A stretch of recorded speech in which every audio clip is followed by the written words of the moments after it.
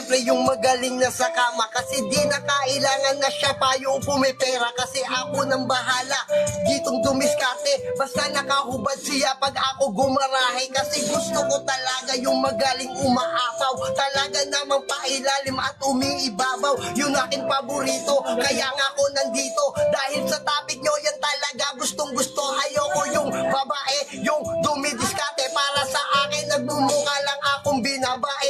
Kasi anong ginagawa ko para aking iasa sa babae. Lalo na pag-uusapan na kwarta ang babae. Nasa loob lang iyan ng tahanan. Ginagawa lang yan labahugas tapos kantutan. Yun lamang naman talaga ang kanin ng trabaho. Wala namang ipon pero ako meron sa bangko. Kaya hindi na kailangan pa niya na work. Basta gabi-gabi lamang siya na mag-twerk. Gagamitin ko sa kanya yung mga galawan. Kasi si Mayor B, di mo pwedeng masapawan. Kasi gusto ko yung babae talaga na ama.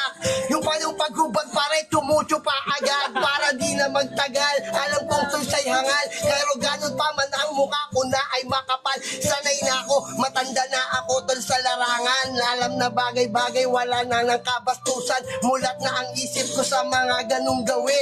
Kaya yung galawan di pwede na magkamali. Kaya thank you talaga kasi ito aking pinili. Gusto talaga kasi umiyot ng aking titi araw-araw at gabi.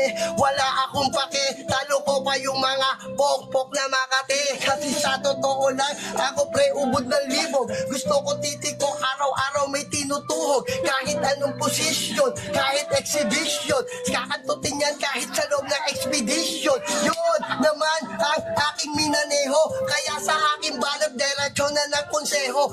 Maki, kamusta ka na ba? Ready ka na? Uubusin ko yung topic sa pangit mo na mukha. Okay ba? Yun lahat, sana lang nagustuhan. Kung yung pek talaga ang aking natin.